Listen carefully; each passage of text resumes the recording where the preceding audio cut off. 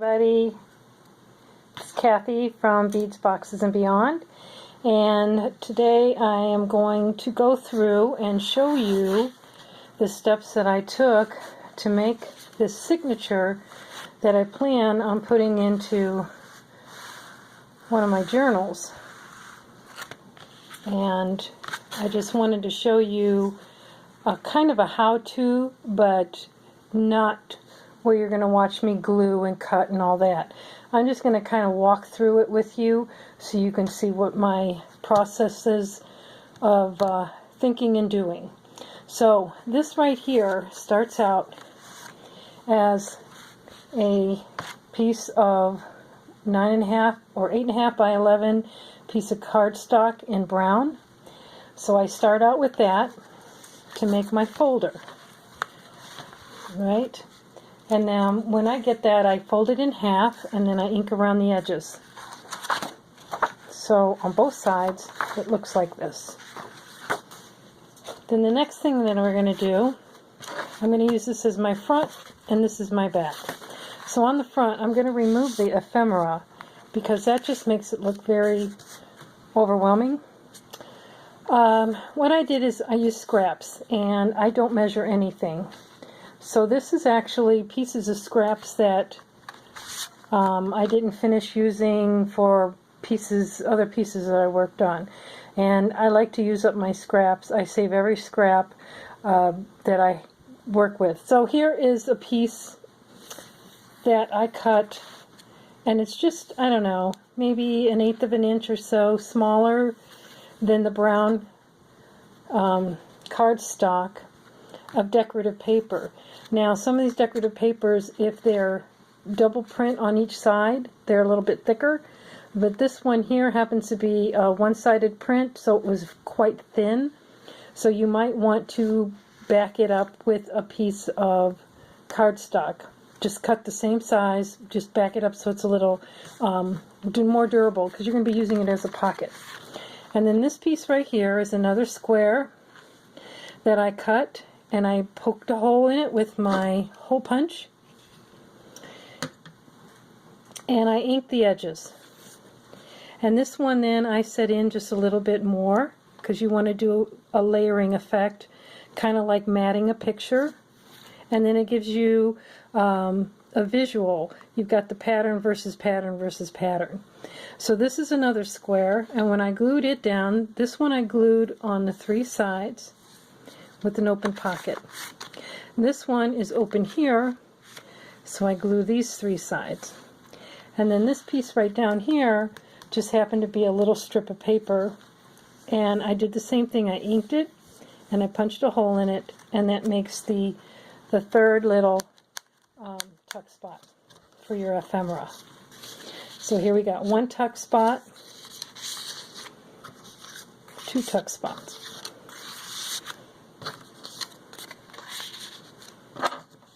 And then the pocket on the side. So that's the front. Now when we get on the inside, let's just not even pay attention to these right now. This is the inside of your 9.5 by 11 sheet of paper.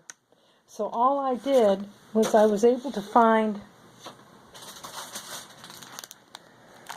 this is from Miscellaneous Me by Bo Bunny. I got it on the clearance rack at Hobby Lobby, and what caught my eye is that it's got the vintage look to it.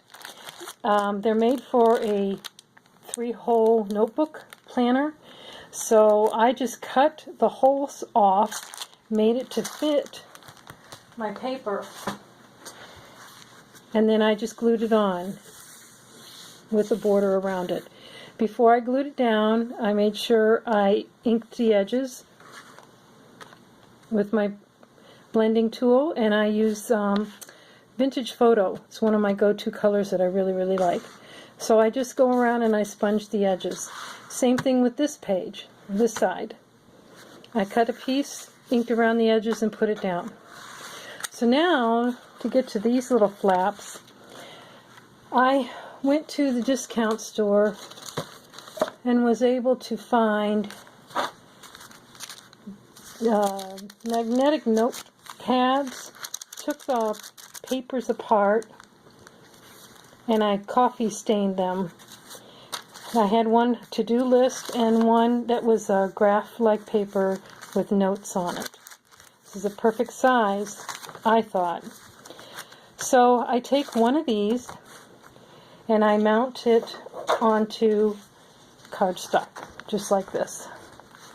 And I cut it out so there's just a little edge around it. The top I have a larger margin up there because what I'm eventually going to do is I take my tab punch, my hefty duty tab punch. These are so cool. It punches tabs. And I punch 2 tabs and I glue the tops together. So that way you have, now come on,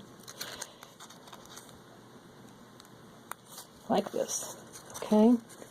I glue the tops together. I ink the edges in brown and black, or I should say vintage photo and black. And then when I get done at cutting it out, I'll just go like this and glue it right on. So I'm making a really long tag. And because of its stating to do list, it's too new for me, and I really like the vintage look. So I just took some strips of scrap that happened to be like a ruler and glued right over each one of those. So then when I cut it out, it's all been inked, all the edges, every edge, the paper, the strip here, the tab, and the edges of the cardstock. And then on the inside, same thing. I just put the back side of one of these papers here because of the color that the coffee stained. So I have a blank one. And this is another piece of scrap that I got from a collage piece of scrapbook paper.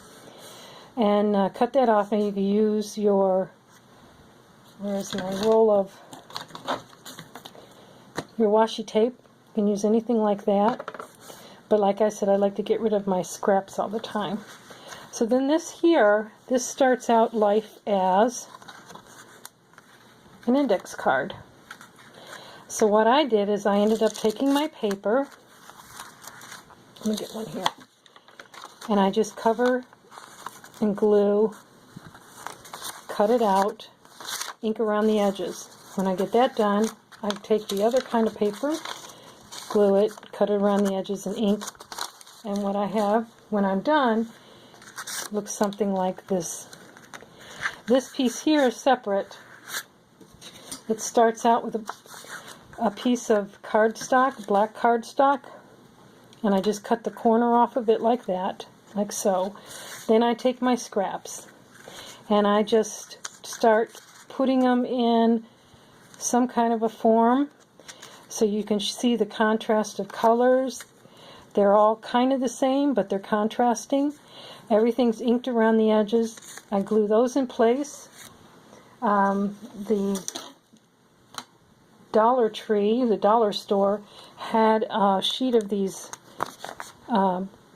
butterflies, and so I would cut one in half and put it right there. And that's how I did that. This then is glued on 2 sides and placed down there because we have this open like that. It looks more complicated than what it really is. It's just layering.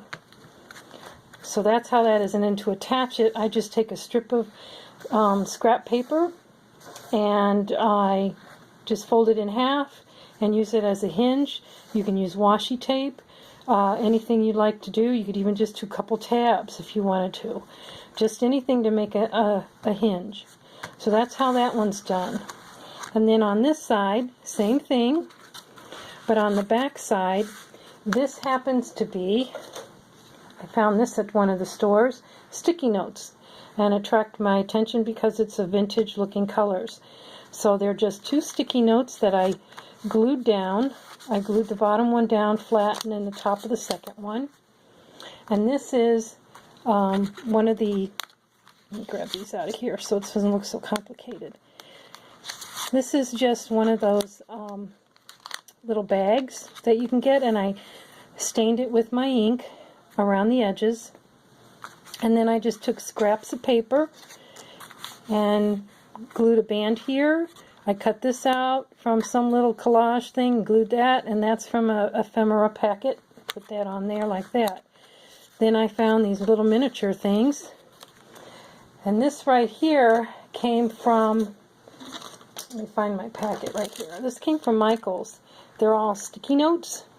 So this is the one of the sticky notes that I just mounted on the back of black cardstock and put that in there as a little ephemera.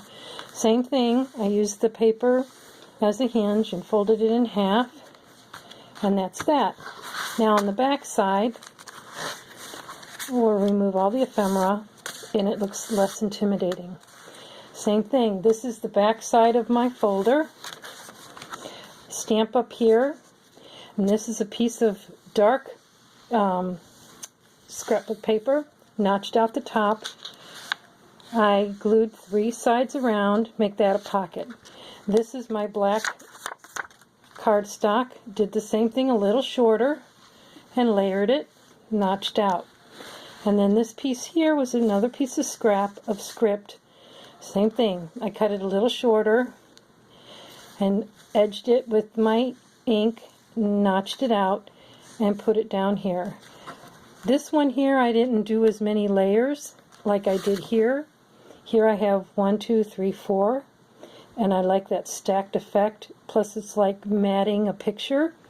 It just looks a little bit neater to me.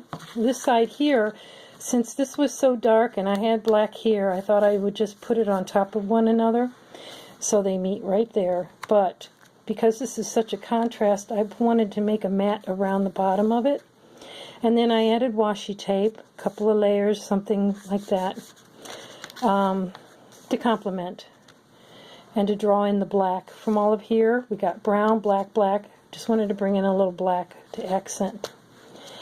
And this is another one of the cards that I used this paper, same kind of a tag I made, but in order to change this so it doesn't look so new, there was some ephemera pack from Tim Holtz, had small pictures in it, this little flower thing.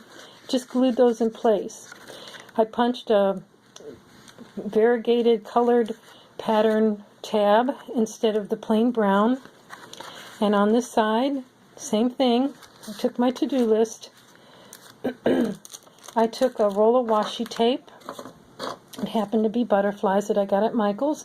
Put across there, and because it's so thin and transparent, you can see everything through it. So to hide the actual wording, I used one of the sticky notes and put it right there. So that is that ephemera that goes right in there. This here is from a card set I picked up at Hobby Lobby called Tattered and Worn. They come in all really neat colors. I wanted to complement these so it kind of all look together. So this is just a blank note card. I did ink the edges on the outside, but I didn't do anything on the inside. And this is for anybody who wants to write a note. There's the envelope and everything. So I tuck that in there. And this here is just a piece of coffee stained paper. And let me show you the steps that I did with this. Very simple. You could even use some scrap paper that has any kind of writing on it if you want to make it a little bit more authentic looking. But it's just a plain piece of coffee paper that I folded in half. This is like that, and like that. You want them to have an overlap so that way you can string your twine around. I do 1, 2, 3, like that. Put it together. And I'm sure all of you guys are familiar with the wax seals. You light the end of the wax, let it drip, make a puddle, and then once you got a nice thick puddle, you just take your stamp it on there and lift it. And this is what you'll have. There's nothing written on here, but the recipient of the journal will be so curious They'll want to know what's inside there, but they won't want to break that seal.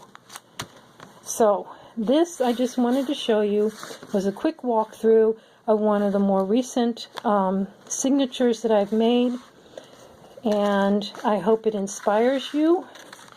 I hope it's something that you'd like to give it a try and do. And then when I do get ready to put it in one of my journals, I'm going to put 3 or 4 coffee stained pages in the middle, so that way it'll be one signature like that. So I hope that helped inspire you. Hope you figure out what I've been doing. But once you take away the ephemera, it's so easy. It's just stacked layers. Just adding door hinges or pieces on. It's very simple to do. So thanks for watching, and like I said, leave a comment, subscribe to my channel. You can catch me on Facebook at Beads, Boxes, and Beyond. I have an Etsy site, a shop, Beads, Boxes, and Beyond, and I have this channel. So take a look around. Thanks for joining me. Bye.